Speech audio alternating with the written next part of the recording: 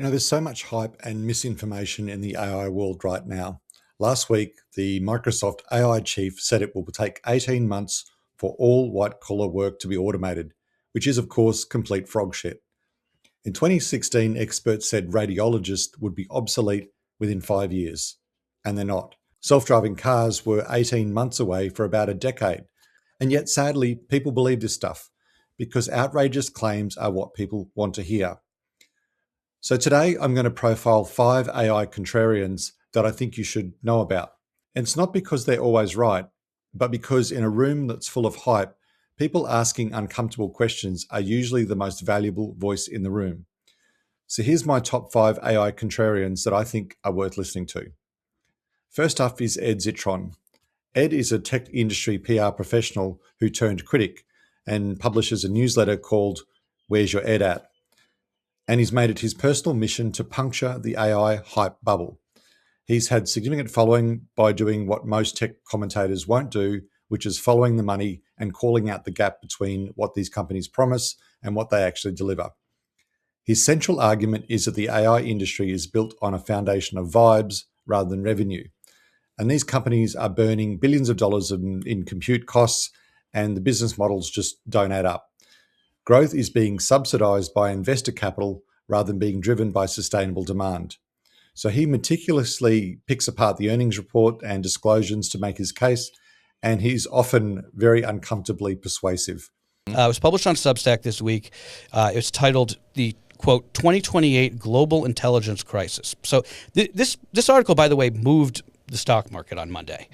It fills me full of worry that it did so.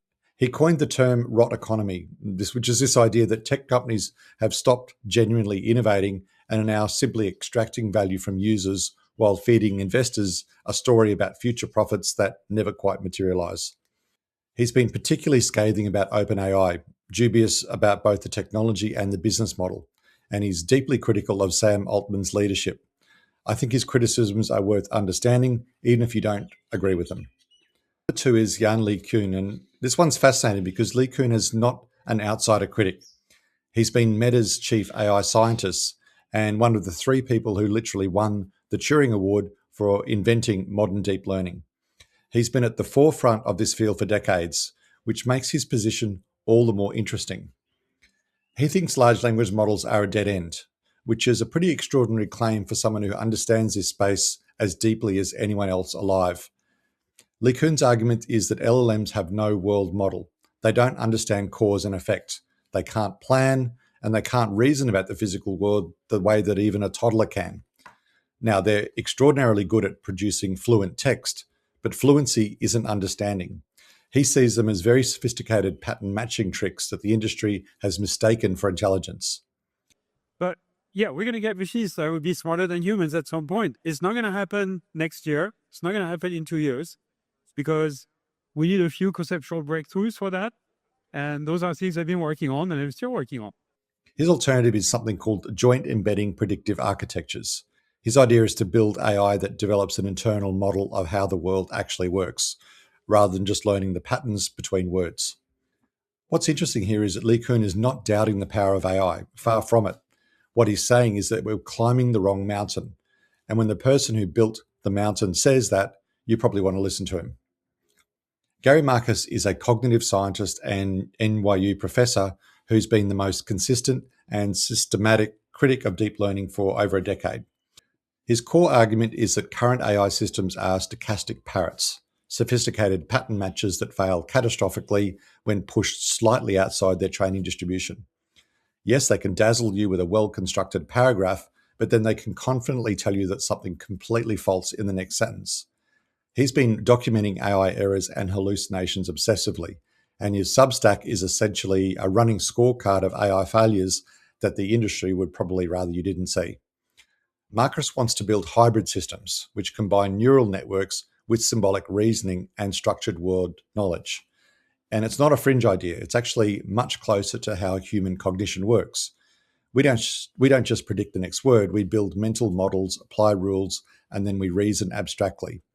The question is whether the industry will get there through brute force scaling or through the kind of architectural rethink that Marcus has been advocating for years. In this space. Well, I guess my position is that AGI is possible, that AI could be a good thing, but also that LLMs themselves are wildly overrated, are not going to bring us to AGI, have serious problems in reasoning and comprehension, and that we need to have some fundamental innovation. Marcus was also one of the signatories of the 2023 open letter calling for a pause on AI development. A plea, as we know, was roundly ignored. But the concerns that he raised about safety, reliability, and the pace of deployment have not gone away. And if anything, they've only become more pressing. Timnit Gebru is an AI ethics researcher who was dismissed from Google in 2020 after co-authoring the now famous Stochastic Parrots paper, which warned about the risks of large language models. This was before ChatGPT and before the mainstream awareness of GPT-3 and before the current generative AI boom. Gebru's contrarian position is structural rather than technical. She's not arguing that neural networks do not work. She's arguing that the way that AI is being built, funded, and deployed reflects the priorities of a small number of extremely wealthy corporations whose incentives are not aligned with the public benefit. Is that the current AI tools, the automated tools that we have to do this task are not robust enough to be used in such high-stakes scenarios. What makes her particularly significant is that many of her early warnings are no longer controversial. Concerns about model bias, training data exploitation, carbon intensity, and governance are now part of the mainstream policy debate. Finally, Meredith Whittaker, president of Signal, former Google researcher, and arguably the most structurally rigorous AI critic in this conversation. Whittaker's argument is not about whether the models are impressive. It's about what they require. She argues that modern AI systems are built on massive data extraction, industrial-scale compute infrastructure, and vertically integrated control.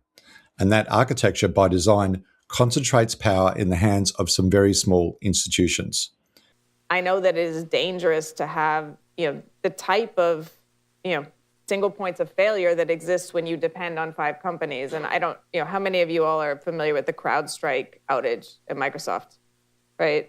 I'm going to say unnamed, but I was talking to a world leader who was in a war room for 12 hours wondering which planes were going to crash because their air traffic control system was taken offline by that outage. She's not anti-technology, but she is anti-concentration.